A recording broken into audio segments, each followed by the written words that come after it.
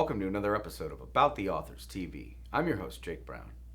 TeenReads.com declared from the top of Alyssa Sheinmel's career that any reader who enjoys passionate teenage romantic dramas should revel in The Lucky Kind, while similar raves followed for her debut, The Beautiful Between, and after for subsequent bestsellers. The second star, while just 4 books into her career in 2015, she was already spotlighted by Time magazine as an established author, whose success continued throughout new hits like Faceless, R.I.P. Eliza Hart, A Danger to Herself and Others, What Kind of Girl, Castle Girl is part of the For Trouble Girls series, her self-titled Youngblood series contribution, and her more recent adult debuts such Sheltered Lives and How the Good Girls Died. And she joins us today to talk about it all. Alyssa, welcome to the show. I understand we both grew up children of the 1980s. Were you a multimedia story discoverer, or did reading bookend the beginnings of your discovery of its worlds? I think for me, it was probably traditionally books. I grew up in a house where my parents really emphasized reading. They did not limit television and screens, the way that some of my friends' parents did. So I did watch a lot of TV. We didn't have cable. I remember my grandmother on my mom's side had cable. And so my sister, who was older than I was, like introduced me to MTV and all of that. But we were both readers from a very young age. Like my parents really wanted us to read books. The first books that I ever fell in love with as a reader were like many kids my age, The Babysitter's Club. I actually wrote my college admissions essay about the Babysitter's Club. The first line was, "The Babysitter's Club changed my life." Or no, it was, "I owe everything I am to the Babysitter's Club," because those were the books that turned me into a reader. Because I think until I started reading those books, I hadn't quite fallen in love with reading. And it was when I started reading those that I fell in love with it. And from then on, I was just everything I could read. Now, my brother and I reenacting G.I. Joe cartoons or the Transformers or Terminator was how we first started making up stories together as little kids. For you, did it begin like that with your siblings, or perhaps on the playground or in a classroom? And any teachers you credit with first helping you discover your own talent for it? I think both my sister and I were kids who my sister's also a writer. We had notebooks where we wrote stories, and that was kind of what we did in our spare time on the weekends, like at our grandmother's house, the grandma who did not have cable. So she didn't even have basic cable. She had, rabbit ears antenna, and this is through the 2000s, she had the rabbit ears. So there's a lot of notebooks and writing stories. But I think for me, sort of in terms of in my education, where I really fell in love with writing was in 4th grade. I had a wonderful teacher. Her name was Marie Focius, and I did not love school until 4th grade. And then I had this really special teacher, and she, on almost every Friday, we had story writing time, create a creative writing, hour. I actually, it might have been 20 minutes. I was 9 years old. It felt like hours, but I just loved that so much. We would write stories. She would often give us an assignment about what the story should be. And I just loved it so much. And when I was in 5th grade, I actually snuck into the teacher's office, I guess, in the principal's office, and left a note in her mailbox saying how much she had meant to me. Because she was the first teacher who really made me love school, and not just writing. She made me love school, which was for me changed everything, because I'm somebody who, from that moment on, I loved school always. I am somebody who, if I had had all the money in the world, I never would have left school. I would have gone from college to grad school and just kept accumulating degrees if I could have. That would have been my dream. And I think that started with having this special teacher who made me fall in love with school. And, part of that was that we had these, creative writing lessons. Really, the thing that turned me on to writing YA, there are 2 things that turned me on to writing YA. The first is when I was in my 20s, I started working at Random House Children's Books, and I worked in the marketing department at Random House. And I worked principally on YA titles. And when I had grown up, the YA section was like one shelf of mass market romance novels in the bookstore, maybe some fantasy novels. It was very limited. There were great middle grade novels and great, obviously, adult, but there wasn't a lot of YA to choose from. And I happened to be lucky enough to work at Random House in this period, in the mid-aughts to the teens, where really YA was growing in a really thrilling way, and YA was what was happening in YA. The books that could be written, the books that were considered YA, were just so incredibly good, and it was a growing market. And so I actually started writing my first young adult novel while I was working at Random House, because that was the period in my life, I think, where I was like, oh, this is a really exciting place to write. And it was just, I was so immersed in it that those were the ideas that I got. It wasn't even that I decided, oh, I'm going to write YA instead of adult. I was so immersed in that world that those were the ideas I was getting at the time.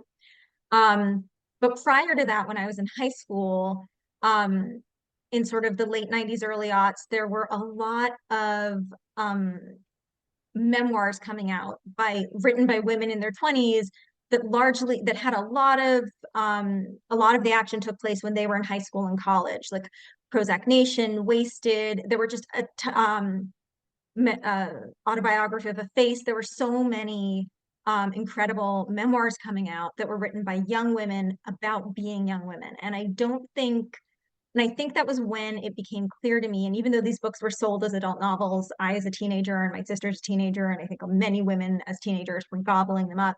And I think it was when it occurred to me that these were stories people were interested in hearing. What it was to be a teenage girl, what it was to be a girl in her 20s, was something in her teens and 20s, was something that people were interested in reading. And I don't think I had read that before in a way where it was taken quite that seriously. Um, and so I think that was what kind of also really informed that I was like, oh, I can write books about teenage girls going through sort of mental health issues. Um, and I think that was a huge influence on me. Now, 2 decades ago, Teen Ink would help introduce you as a Hemingway fanatic and first time novelist who made your young adult debut in fiction with the average girl, Connelly Sterling, who develops a friendship with the prince of her New York high school, Jeremy Cole. And you've always displayed such a special way of connecting the way children do at the ages you play them on the page. How do you feel like the chemistry you established between these two through sharing family secrets find that fairy tales aren't always what they seem within the pages of the beautiful between? Put it this way, my favorite fairy tales are probably Rapunzel, Sleeping Beauty, and the 12 Dancing Princesses. And I later wrote a book that was inspired by the 12 Dancing Princesses. And they all deal with women who were trapped in different ways. Like, and they all deal with, I suppose maybe this is true of every fairy tale, is like young women who are trapped in some way and who still have this vivid inner life and this vivid desire to escape. And I think, you can certainly oversimplify the story of Rapunzel to a prince rescues her and that's the point of the story. But to me, the point is that she wants to escape and she plans her escape.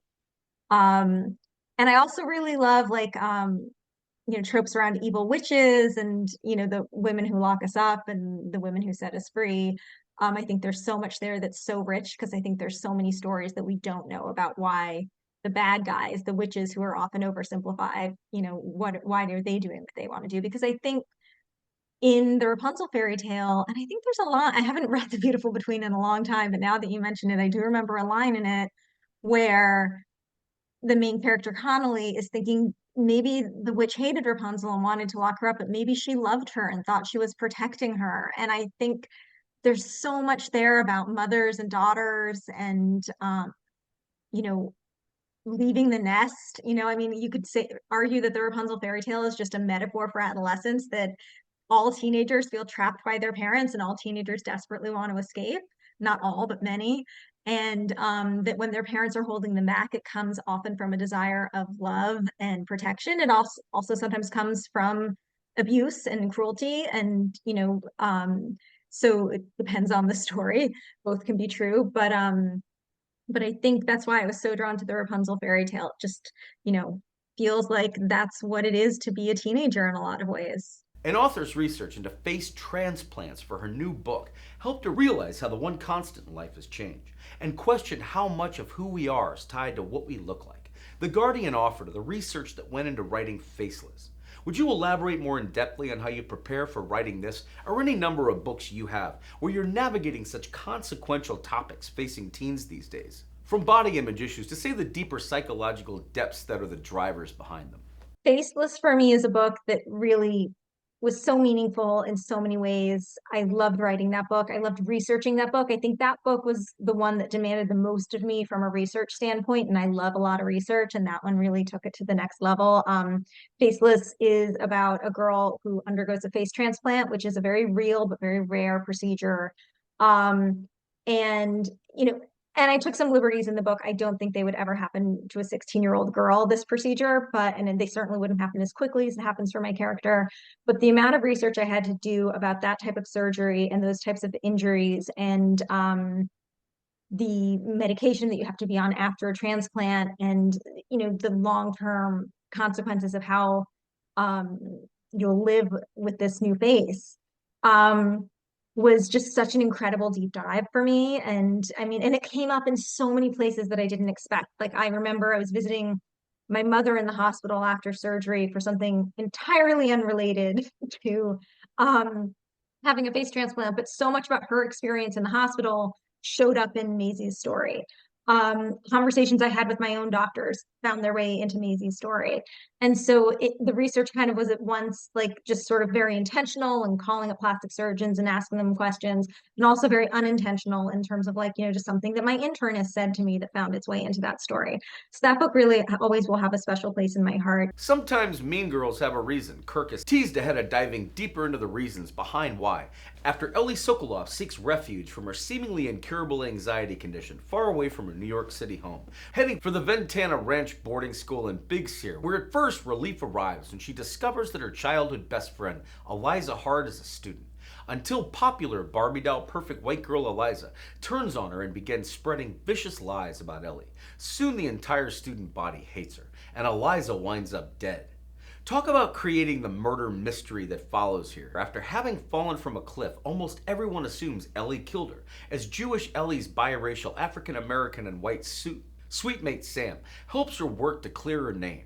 As the narrative alternates between Ellie and Eliza, the latter girl telling her story from her place after death. As the characters reinforce the stigmas of mental illness, the text dispels those problematic myths about depression, bipolar disorder, and phobias, and R.I.P. Eliza Hart. It's incredibly intense. I think, again, with R.I.P. Eliza Hart, I put the action in a private school, in this case, a boarding school. So it was already like an isolated, sort of contained environment. So there's no escape from it. There's no like, well, I can go home at the end of the day where nobody says mean things about me if you're lucky.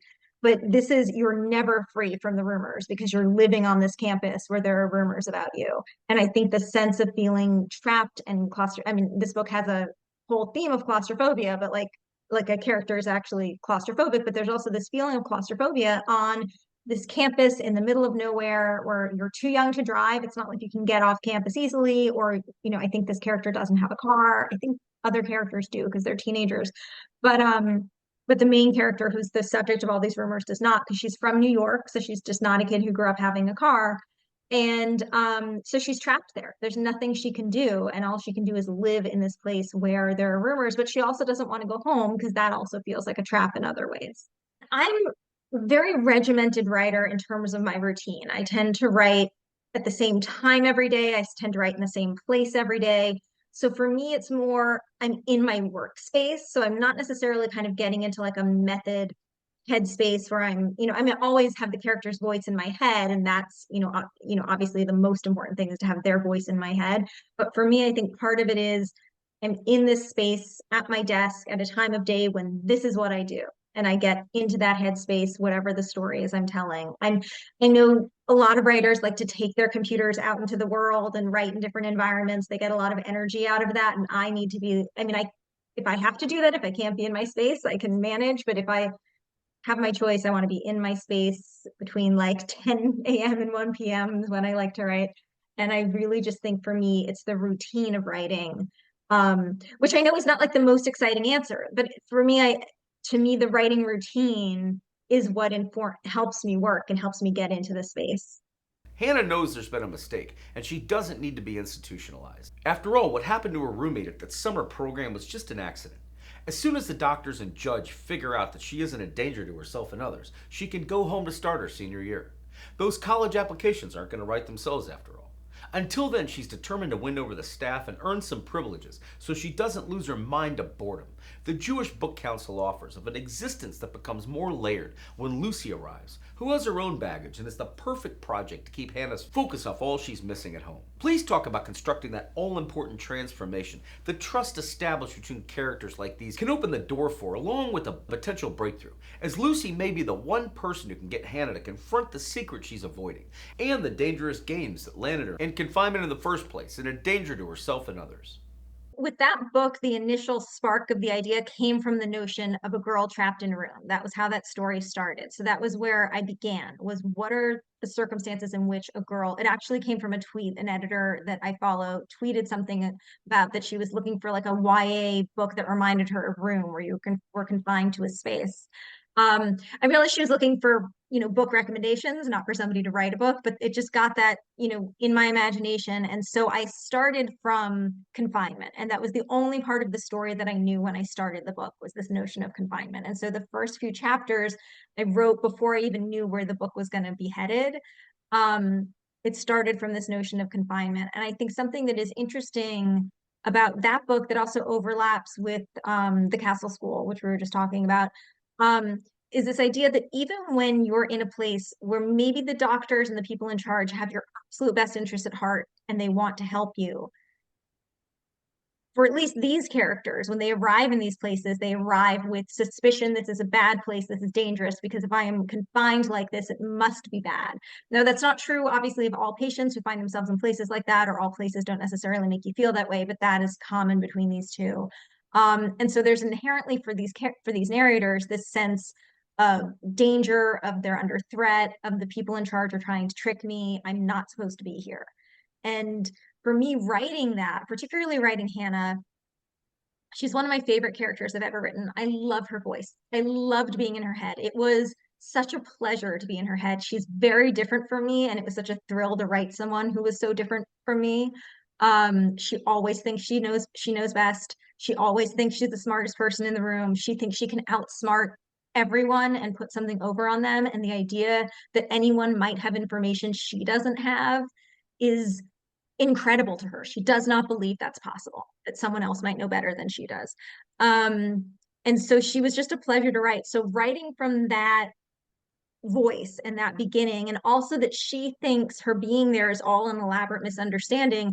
So she, especially in the beginning of the novel, has this distance about her confinement that she's like not really, or at least tries to put out that she's not really that bothered by it because this is all just a misunderstanding. She's going to go home any day now. And so she has this sort of remove from how frightening that is in a lot of ways. A danger to herself and others is really special to me because I loved, like I was saying earlier, I just loved that voice. I loved getting lost in Hannah's voice. It just was such a pleasure to write. After playing with narrative and reader expectations and her excellent A Danger to Herself and Others, it's no surprise the author's latest put similar tricks in play. The Financial Times, ahead of walking us into the head teacher's office with Maya, a bruise under her eye, revealing that her boyfriend, a talented football player with hopes of going pro, has regularly been hitting her.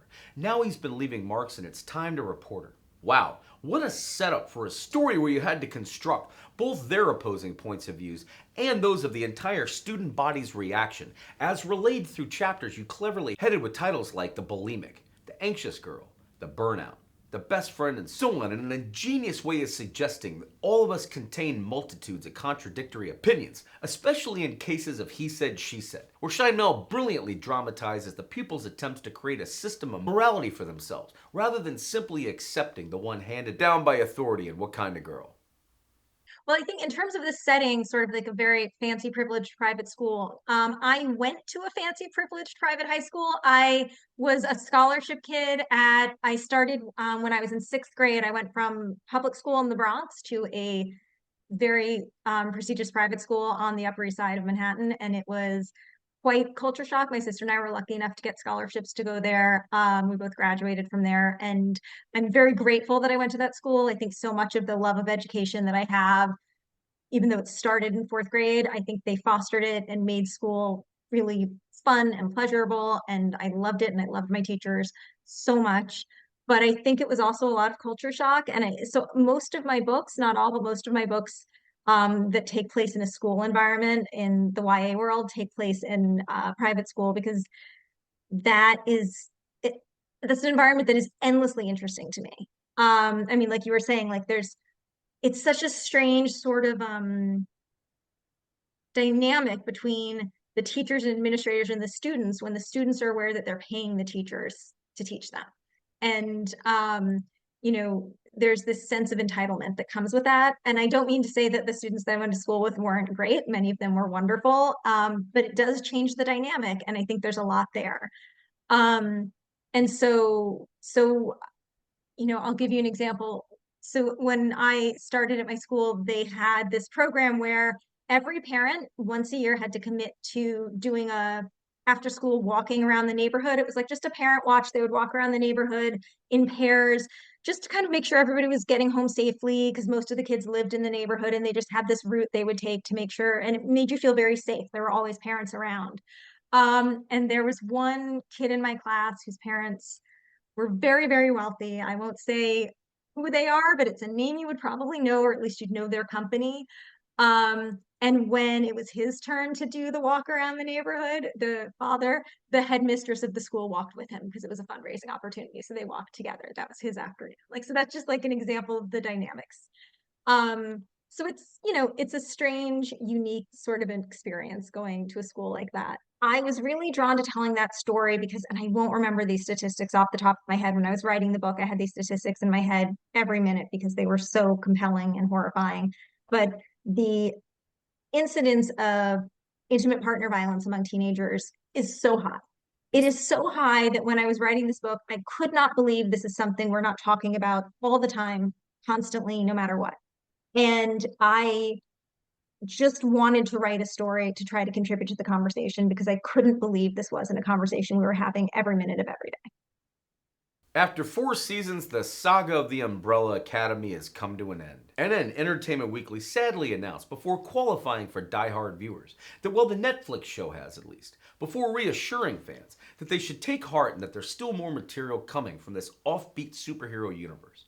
For one thing, the original comic series by Gerard Way and Gabriel Ba is still going, and may end up going in slightly different directions than the show, before adding of your role in keeping this world alive for all who love living in it, that the 2 new Umbrella Academy tie-in books, not comics but actual text-based volumes, arrive with the Umbrella Academy YA novel written by Alyssa Sheinmel. How much fun did you have within the pages of Youngblood, telling the backstory of the characters' younger days, when they were actually a teenage superhero team, rather than an adult group of dysfunctional siblings with their own problems? I was a fan of the show already, and it was actually not a call, it was a text message from an editor friend of mine.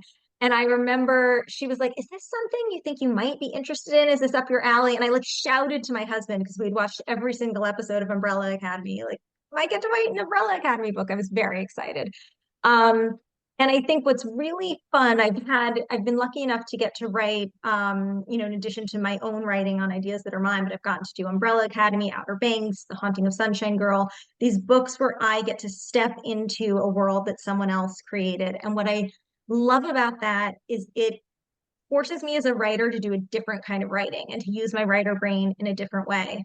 When I was in college, my favorite professor used to give us an assignment. My favorite writing professor, Mary Gordon, used to give us a writing assignment where every semester we had to do a mimicry assignment. So I had to do like write something in the style of Ernest Hemingway, write something in the style of Colette. I remember Ernest Hemingway when I did, because I had this love-hate relationship with Hemingway at the time. I actually am a huge Hemingway fan. I love his writing, but at the time I didn't like him yet.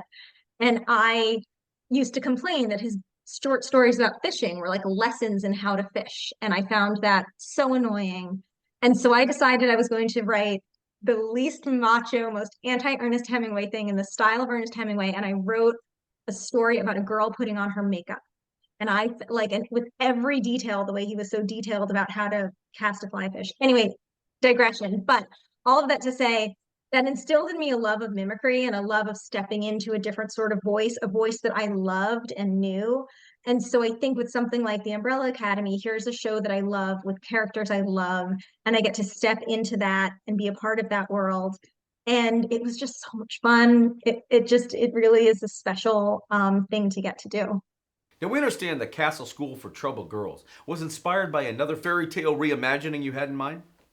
Part of, I think, the process for a lot of us is we come up with ideas that just don't work in execution, or that for some reason people don't like, or it's not the right time for them. Like I was saying earlier, the Castle School for Troubled Girls, when I first had that idea, um, it was as a fantasy book, and I think I started writing that fantasy version of it at least 5 years before it actually became a book and it became a different book. The Castle School for Troubled Girls was inspired by the 12 Dancing Princesses fairy tale. When I first wrote it, I wrote it as a fantasy, and there was like a magical element, and because there are these two schools, and in the original when I wrote it, others the school that my main character Moira was sent to was like a traditional school, but there was this magic portal to this magic school, where she and the girls would dance every night, and it did not work as a fantasy novel, but I just, it really, that was the principal inspiration, was this idea of the 12 Dancing Princesses, which again, I think is a metaphor for adolescence. It's, someone trying to hold you back and control you when you're determined to break free. The Castle School for Troubled Girls, because I love the 12 Dancing Princesses fairy tale, like just gave me such a fun place to play. We'd similarly love to hear what you found most thrilling about writing within the universe of Lights Out for Outer Banks, and then the Hunting of Sunshine Girl YouTube series adaptation. It's so much fun because so much of writing you're by yourself, right? And getting to do these projects that are collaborative, where you sit down with, in both cases, I got to sit down with the creators of the show, and we brainstormed the plots together and plotted out these stories together. And again, it's just such a nice change from the, like, look, my favorite thing is getting to write my own books. I'm not complaining. I don't mind the isolation. I like it. And the thing is, writing your own book is even very collaborative. You have editors and agents and readers, and so it's still a lot of collaborating along the way. But there's something special and different about when you get to collaborate from the start, particularly when you're collaborating with writers who've created worlds that you already love. Like, I mean, I can't imagine getting a call, like you were saying, like, someone who could do Buffy or George Lucas, or like, some of my very favorite things in the world. Like, so it is such a treat to get to do that. And it exercises for me, it exercises a very different part of my writing brain. Because I don't get to do all the creating. I have to step into a world that already exists and for me, particularly getting to stick to these voices and play in these voices. Like with The Haunting of Sunshine Girl, which I co-authored with the star of the show, Paige McKenzie. She had that YouTube series already had several seasons. It already had that character had a distinct voice that was very different from anything I'd written. And getting to step into this voice and having to play and embody this person who's so different is, again, it reminds me of those assignments in college. Like, I think for me, so much of writing is I'm like still trying to like get A's for my writing teachers. Like, I'm still hoping that my writing professors will like give me a good grade. And so, getting to do that was, basically getting to do an assignment all over again, but for many, many, many more pages. Notable for the way in which the setting contributes to the mystery and the overall quality of the book, Rush's Recovery, located in the Hamptons, is a luxury recovery center for those who can afford it. Billed as a place celebrities can get help without the paparazzi banging down the door, Book Riot provides the reader with informationally, before adding that with the arrival of the latest patients, they're not following the behavioral agreements they sign. This is leading to some dangerous situations, the kind no amount of cold plunges can handle. But what the celebrities themselves are doing may be lesser of the scandal plaguing Rush's recovery. The center itself has a dark history, and not all the guests may make it out in one piece. Before we meet the unfortunate patients there, let's talk about how you created the personality of Rush's recovery itself in such sheltered lives. The world of the Hamptons is, so far at least, just endlessly inspirational. There is so much that is fascinating to me about this part of the world. I think, like you were saying, you have small houses right next to these mega mansions. And by the way, the small houses are also worth millions of dollars because the land they're on is worth so much. But the people who've lived there have lived there in some cases for generations, actually working the land and fishing these waters. And so the I think so many people, when they think of the Hamptons, think of, the way they've been portrayed in TV shows like Revenge and Gossip Girl, and have this idea that everyone who lives in the Hamptons is incredibly wealthy. And that's not, it actually has a very working class background, a lot of farmers, a lot of fishermen. And it has this really deep history. I don't know if I'm going to get this right, but Southampton, I think, is like the oldest English speaking settlement in America. Don't quote me on that. I mean, I know I'm obviously being recorded, you'll quote me, but I'm not positive that's right. But there's also this very long history. And So it's just like a fascinating part of the world. The haves and the have-nots are right next to each other. And I think, and sadly, like the people who have lived here for generations in many cases are getting priced out of these, their children can't afford to live here, so it's unfortunate. But in any event, so I think it's just endlessly interesting, endlessly inspirational to me. And for and I think in the world of Russia's recovery, I set it on Shelter Island because again, I wanted to give a sense of real isolation. Like the Hamptons themselves in the wintertime already feel very isolated or can already feel very isolated because they do empty out a lot in the wintertime versus obviously in the summertime when it's packed. And I think Shelter Island just takes that to the next level. You can only get there by boat. It can feel very quiet in the winter. And I think then I took that a step further by putting my characters in a place that's behind gates that, is even isolated one step further. So for one thing, none of them are near their home. They're from, in some cases, California, in another case, the UK. And then they have to fly into JFK to get close, then another trip from JFK to Long Island, then another trip on a boat to Shelter Island, and then another, behind a gate once they get to Russia's recovery, the treatment center. So I wanted to give like a real sense of isolation, and it's not a place you can just leave. You can't just say, you know what, I've had enough, I'm leaving. Three intricately woven stories of addiction, resentment, and deceit converge in an exclusive rehab facility for the rich and famous, where the mysterious death of a patient threatens to expose the troubled history of the treatment center, along with the painful secrets of each guest. Book Tribune reveals. Let's do more about each of the co-starring guests here, among a look behind the glamorous facade to see how the super wealthy face their addictions, disorders, and grief, including Amelia Blue Harris, Lord Edward of Exeter, and Pastor Prime music star Florence Bloom. How did you model these characters on composites or real tabloid regulars, say, who might wind up together in a backdrop like this? And why did those stereotypes specifically make sense for the three primary points of view that you tell the story through here? The idea actually originally began with an article I read about a treatment center in Zurich that was, very similar, like a treatment center for ultra high net worth individuals where celebrities go, where aristocrats go. And so I actually read that article um, and was so interested in what could lead someone to a place that most of us will never know exists, like a place most of us have never even heard of and will probably never hear of. So it started with the setting for me, which often isn't the case. Often for me, it starts with character, but in this case, it started with the setting. And I think once I had that setting in my head, I was trying to imagine what kind of people would be in a place like that. And so, of course, for me, it was like an aristocrat, like who has that kind of money, who has that kind of resources. So, aristocrat, a celebrity, and the child of a celebrity. And so, that's kind of where it began. And so, Amelia Blue is the daughter of sort of a Gen X 90s grunge bass player and a sort of I think she would describe her mother as sort of like a 90s groupie, a bass player groupie. And so those are her parents. Her Lord Edward of Essex is the son of a duke, and Florence Bloom is sort of a has-been rock star. And I could picture all of them in this place. And once I kind of put them there and got their voices stuck in my head, the plot began to unfold from there. It's not just dialogue for me because this book is told from three different first person narrators. So it's also just their voices in their head, their internal monologue as well as their external dialogue. So I think for me, like getting their voices stuck in my head, this is one of the reasons I can't listen to music while I'm writing, even though music is a huge part of this book. So I did listen to music kind of in and around writing it.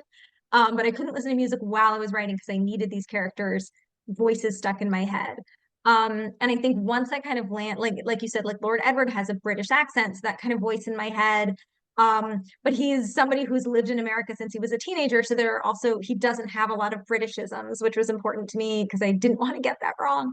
Um, and so I think, once I knew their voices in their head, but these are also characters who self-edit. The voice in their head is different from what they want to say out loud because they're all holding their cards very close. So you have to not only know the voice in their head, but you have to know what they're willing to say, whether it's to their therapist, to the other patients at the center. like what they're to the people who work at the center, like what they're willing to say out loud is very different from what they tell you internally, Yeah. holding a lot of secrets in. I mean, I think that is exactly what propelled the plot, is how do we get these characters who are not willing to share very much, who are holding everything so close and have so many secrets, how do those secrets come to light? I mean, that's basically the entire plot, right? Is how do I get these internal secrets and these internal voices and these things they never want to talk about and they don't want to tell anybody out into the open where they can really work it out in the way that they need to be worked out. So I think that is kind of the propulsive, that's what's propelling the plot. When you're writing a murder mystery like this one, what are your favorite aspects to solving the riddle for yourself? Who done it before the reader is even on the case?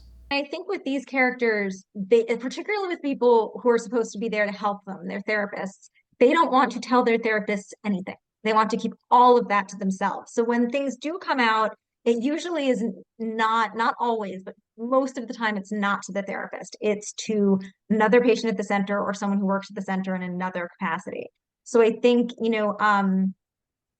how to write these therapy scenes with very uncooperative people who are in therapy is really, and it's a fun challenge because how do I get them to hear the questions that they're being asked and think one answer and say another, without it being boring for the reader to be like, oh, well, they're thinking this, but they're saying that. Like, how can you make it be where, because they're also not going to give it all away to the reader either. They don't even want to allow themselves to think some of these answers. So that, it comes out in tiny bits and pieces. I like an outline. I'm an outliner, so I have an outline while I'm writing. I still think that is like the moment of creation because I'm figuring it out while I outline. So I end up having like a whole other step in my writing process because I have to, and I see an outline very much as a guideline. Absolutely, things change along the way. And so, I love an outline, but I'm not like married to my outline. My outline is, more like a situationship where we can, it's not super serious. But I think I really like to know where I'm going. There's a quote, well, I don't remember who said it. There's this fabulous quote. I want to say it's Tolkien, but I'm sure that's wrong. That like having an outline is, it helps when you know where you're going to have a map, when you know where you want to go to have a map. And it's said much more beautifully and poetically in this quote that I cannot remember whom to attribute it to. But it just, I like having a map, but I also like having the freedom to veer off course and explore and take the scenic route. Now, what do you look most forward to in creating new thrills for readers? In the story like you tell and how the good girls died. It's so funny. So much of what we've talked about already about my YA comes up in How the Good Girls Died in some ways very explicitly. I began writing that a few years ago with a sort of different conception of how the story was going to go, and it wasn't the right time for it. And I came back to it a couple of years later. So, I definitely think for me, books and book ideas can have different lives along the way. It's the story of a girl named Francie Elias whose mother died. I should probably say like dead mothers loom really large in my writing right now. My own mother died a few years ago, so every idea that I have these days has a mother who's gone. I think it's how I'm, working this out. So it's a girl named Francie Elias who is a junior again, she went to a public school, and after her mom died, her father took her out and put her in this very fancy private school. She has culture shock. Um, and she is determined not to be a loser at her new school the way she was at her old school. And the school has this gossip app. The town that the story takes place in is called Arborville, and the gossip app is called Arbor Thrill. And she wants to be, the gossip app is invite only, and she wants to earn an invite. And so that is her main focus: is I'm not going to be a loser anymore. I'm going to be popular, and I'm going to get an invite to this app. And at the same time, two girls across the street from her, one of whom is the most popular girl in her class, um, mysteriously die. And Francie, whose mother just died, is not remotely interested in anything to do with death. She's like, I don't want to talk about it. I don't want to think about it. I've been there, done that.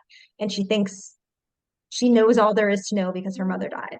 And so, but she's kind of reluctantly in her mission to gain admission to this app, she's reluctantly pulled into the rumors swirling around these girls' deaths.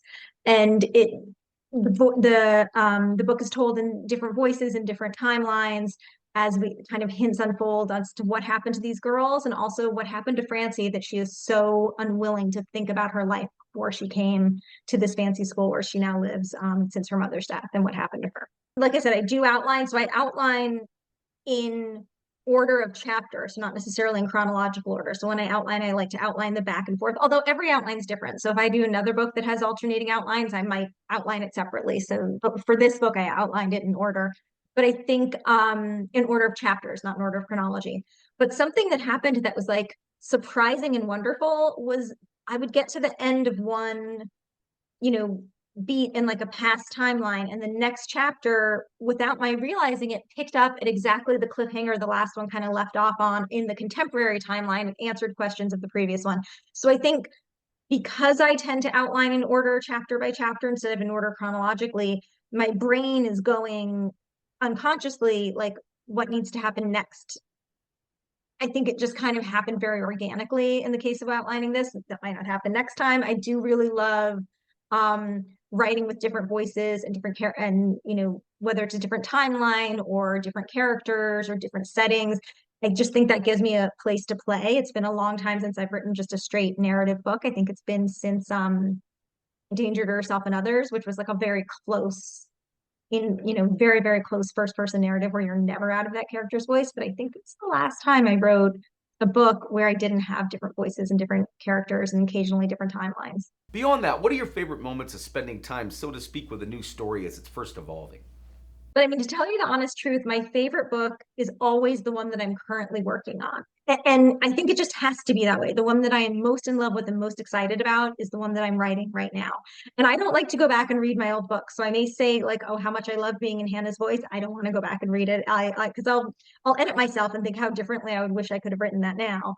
Um, so I don't like to go back and read it. So the book that I love the most, my favorite book, is the one that I'm writing right now. Or in this case, right now, I'm actually in between deadlines, so I'm trying to plot a book right now, and so plot another adult novel. So that's the book that I'm the most excited about at the moment. Finally, what's your advice for the YA author looking to successfully transition into the adult realm as you have?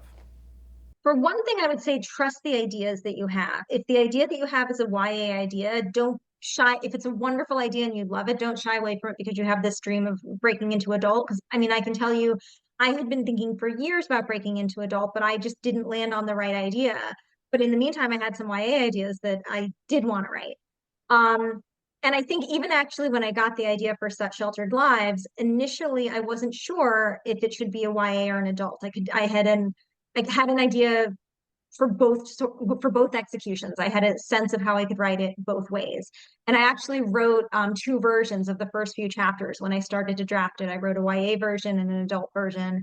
And I felt really excited and inspired about both of them, but I let the idea kind of lead the way. And I had some thoughts about some things I could do with it as an adult book that maybe wouldn't make sense as a YA. And that got me really excited about writing it as an adult. So I let the idea kind of take the lead. Um, but I think, for me, my number one piece of advice for aspiring writers is to read everything you can get your hands on. One of my favorite professors in college, the advice he gave me was to read books by people who are doing the type of writing that you want to do better than you can possibly do it. So at the time I was writing a lot of essays, and he was like, read Joan Didion. And of course, Joan Didion, the greatest to ever do what she did. I was never going to write like Joan Didion, but boy, did I learn a lot about how to write essays from reading Joan Didion. So I think if that is, if you're trying to break into adult, by all means, read a lot of books that are the genre that you want to read. But I would take it a step further and also read a lot of books that are not that genre, because I truly believe every single thing I've ever read has taught me something about how to write. Even the things I don't like, they've taught me about the type of writing I don't want to do. Even textbooks have taught me.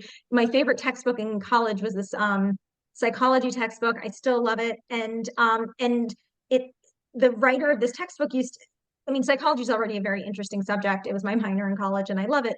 But it also, he would kind of intersperse things with like references to Shakespeare and little jokes and asides, which I'd never seen in a textbook before. And it made that subject even more interesting to me. So that taught me something about how to put humor in what seems like it should be very serious.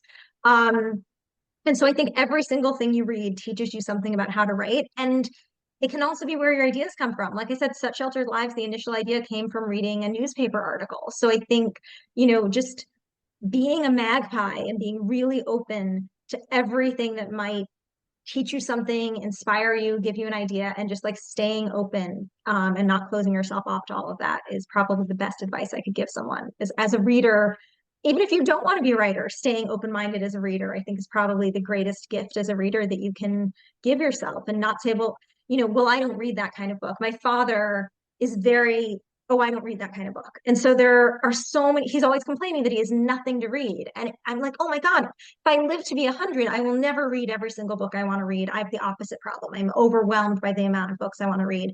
And I think part of the problem my poor dad has is he's closed himself off to a lot of types of books. He's like, well, I don't like that type of book. So you recommend something to him? He's like, no. And so I think, just being as open-minded, and no fault to my father, who's a wonderful reader and instilled such a love of reading to me. I just think as he's gotten older, he's become a little more set in his ways, as many of us do. But I think staying curious about where inspiration might strike, what books might appeal to you, what you might love to read, and never saying to yourself, well, I just don't read that. Alyssa, it's been fantastic talking today. Thanks so much for taking out time to be on About the Authors TV. It's just been such a great conversation.